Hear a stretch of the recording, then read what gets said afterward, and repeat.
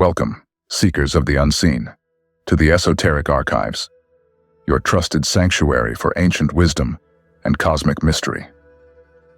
Today, we embark on a journey deep into the heart of ancient Egypt, where Heka, divine magic, formed the very foundation of existence.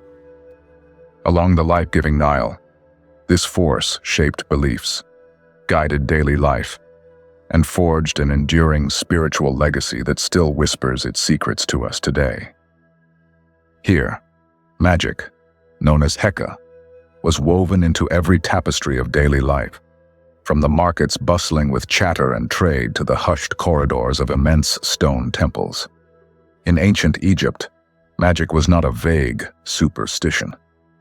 It was a disciplined, living art form, a set of practices guided by centuries of tradition and shaped by the gods themselves. Magic permeated the Egyptian worldview so profoundly that separating religion, medicine, statecraft, and daily chores from its influence is nearly impossible. It was both practical and spiritual, a kind of technology to influence the seen and unseen worlds. Today, we journey deep into this enigmatic realm, unveiling the forces, practitioners, rituals, and texts that allowed Egyptians to commune with gods, protect their people, heal the sick, and guide souls through the perilous realms of the afterlife. As we explore these secrets, we'll discover how their legacy still whispers through modern mystical traditions, reminding us that the world is never as it seems on the surface, and that unseen forces might still shape our destiny. To the ancient Egyptians, magic was not a trick or illusion, but an elemental force humming at the core of creation. They called it Heka, a divine energy present at the world's birth, a force older than the gods themselves. In their cosmology, Heka is what enabled the gods to speak the world into being. It gave form to chaos, set the sun on its journey across the sky, and allowed life to thrive along the Nile's banks. This wasn't just theoretical. For the Egyptians, Heka thrummed through every grain of sand, every drop of water, every breath of air. Some among them, certain priests, scribes, and ritual specialists, known collectively as the Hemnetcher, or servants of the god, dedicated their lives to understanding and channeling this energy. Far from mere conjurers, they were guardians of cosmic harmony, ensuring that divine balance was upheld in both the seen world and the invisible domains of spirits and gods. Through incantations, gestures, and sacred tools, these magicians shaped and directed Heka, much like a skilled potter shapes clay upon a wheel. Whether summoning protection, healing the sick, or guiding a departing soul, they acted as intermediaries who bridged heaven and earth, mortal and immortal, tangible and ethereal. In the heart of every temple lay a sanctum, dedicated to a patron deity. Within these sacred spaces, the Hemnetcher, priests, magicians, and scribes carried out the divine work. Some were healers, others interpreters of omens, yet all shared a common purpose: to serve as vessels for the god's will and maintain the delicate balance known as Mat, the cosmic order, that sustained all life. These individuals were not mere functionaries. They were luminaries in their communities, trained in the art of reading and writing hieroglyphs, knowledgeable in theology, medicine, astronomy, and the language of symbol and ritual. They stood at the intersection of worlds. They created protective amulets, each carved or molded with meticulous care, infused with spells that could ward off misfortune or disease. They performed rituals at dawn and dusk, chanting sacred formulas to reinvigorate the life force of the land. They wrote spells onto strips of linen and bound them to mummies to ensure safe passage into the afterlife. To them, magic was a tool of compassion, healing, protection, and ultimately, of maintaining the equilibrium between the human realm and the divine. Wander through an ancient Egyptian street, and you would discover that magic was everywhere. In a humble mud brick home, a mother might slip a carved amulet onto her child's wrist to guard against scorpions, or the evil eye. Farmers might recite simple charms to ensure a good harvest or safe travel. Magic wasn't restricted to the priesthood. It was part of the cultural DNA, something as normal as planting seed or baking bread. Yet magic also scaled up to the highest levels of power. Pharaohs themselves engaged in grand ceremonies to reinforce their divine legitimacy. At dawn, within the cool stone chambers of temple sanctuaries, priests enacted intricate rituals to feed the gods, offering incense, fruit, and bread, reciting spells that renewed the cosmos daily. The well-being of the land depended on these rites. They believed that if rituals waned, chaos might creep back in. Endangering the world's fragile balance, the spells recorded in the coffin texts and pyramid texts open a window onto the Egyptian soul.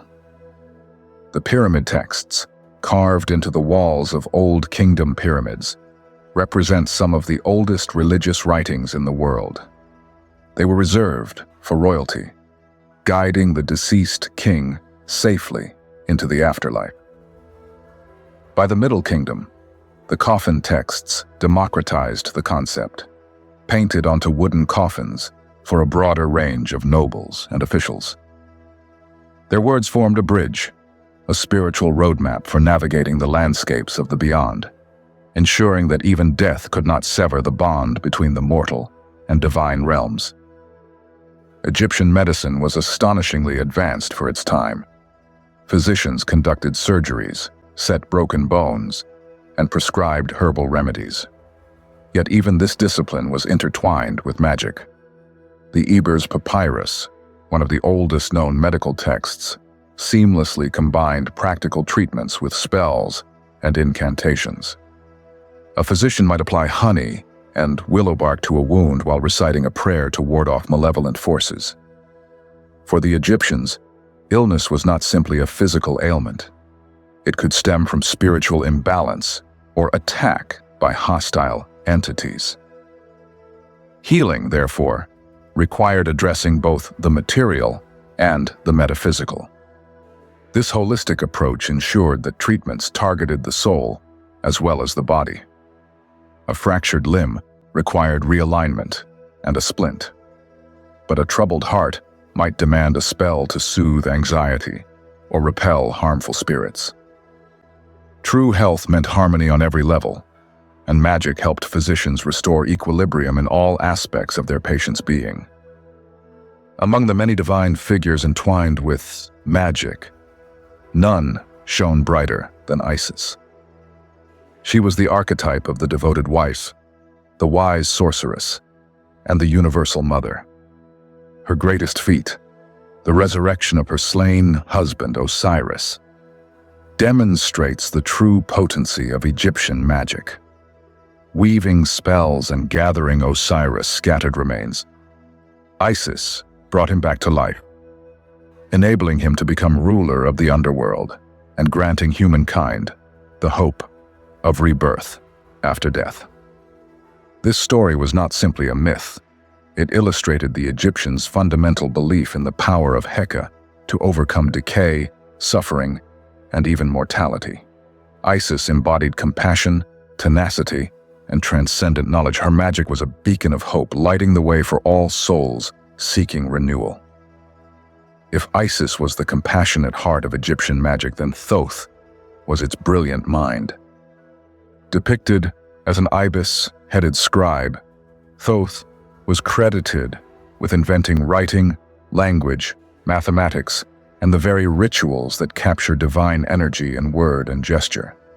He cataloged the formulas, preserved the secret names of gods, and recorded the verdict of souls in the afterlife's Hall of Judgment.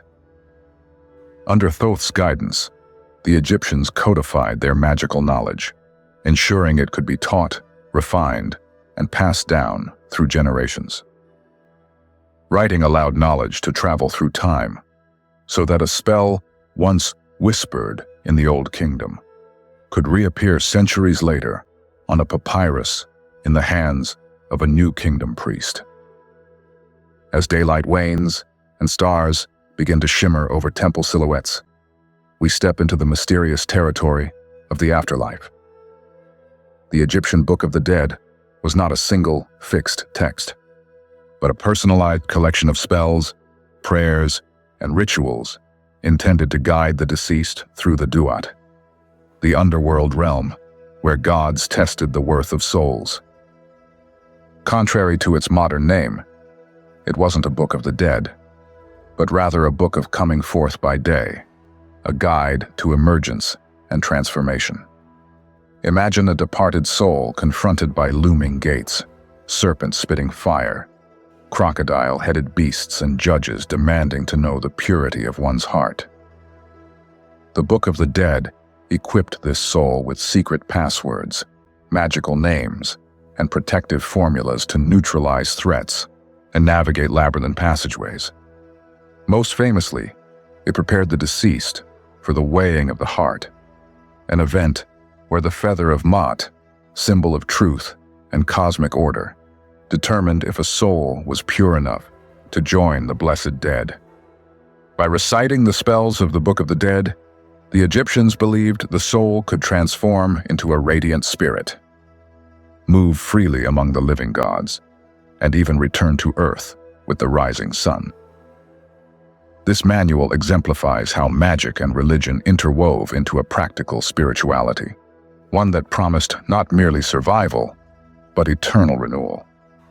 The brilliance of Egyptian magic did not fade with the last pharaoh's reign, as Greek and Roman influences spread over the Nile Valley.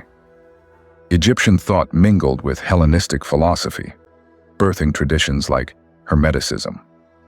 Hermetic texts, attributed to the legendary Hermes Trismegistus, often identified with Thoth, spoke of the macrocosm and microcosm, concepts originally nurtured in Egyptian cosmology.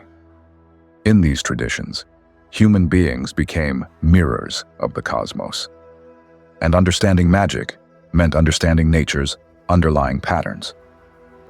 Through late antiquity, the Middle Ages, and the Renaissance, seekers, alchemists, and philosophers turned to Egyptian lore for insights into the mysteries of creation.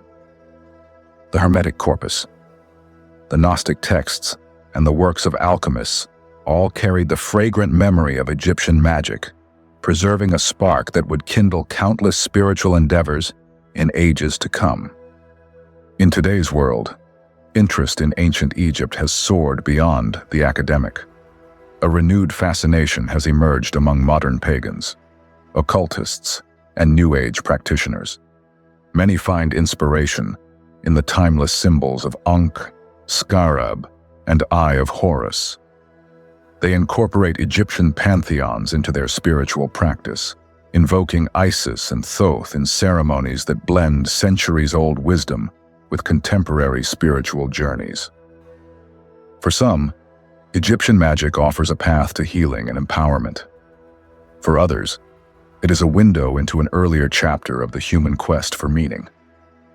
Sigils derived from Egyptian hieroglyphs, magical squares, calculated using ancient numerology, and the ceremonial evocation of Egyptian gods all highlight that the allure of Nile-born mysticism remains vibrant. In these practices, people seek connection with something timeless, a current of spiritual energy that has flowed through millennia, touching hearts and minds across the globe. As we arrive at the end of our journey, we find ourselves gazing across thousands of years, connecting us to a culture that flourished and faded, but never truly disappeared. Egyptian magic, intricate, profound, and endlessly adaptable, has proven to be immortal. It lived in the daily rhythms of farmers and fishermen, in the solemn rituals of priests, and in the royal decrees of pharaohs. It shaped medicine and myth, guided souls through death's mystery, and inspired esoteric philosophies that still influence seekers today. This ancient system taught that the cosmos is alive with meaning, and that humans, with careful practice and reverent intent, can harmonize with its secret currents. By blending the magical and medicinal, the protective and philosophical Egyptians created a holistic vision of existence. Their magic shows us how deeply they understood the universe, as a tapestry interwoven with forces that respond to knowledge and reality. Symbol and voice, we stand, thousands of years later, still drawn to their wisdom. In a modern era, often defined by materialism and disconnection, their example encourages us to rediscover awe, to recognize that life holds mysteries as profound and luminous as the starry Egyptian night. The legacy of Egyptian magic whispers that we too can find meaning through ritual, symbol, and the patient study of nature's patterns. As we look upon those ancient temples, we find that their stones do not merely speak of a lost civilization. They sing a timeless chorus of transformation and transcendence. And in that chorus, we can still discern the quiet hum of Heka, reminding us that the boundaries between mortal and divine, visible and invisible, can be crossed by those with courage, wisdom, and an open heart. If this journey into the heart of Egyptian magic resonated with you, please share this exploration, subscribe to this channel, and join the conversation in the comments. Let's continue to walk together down the ancient paths of wisdom that lead, ultimately, to ourselves.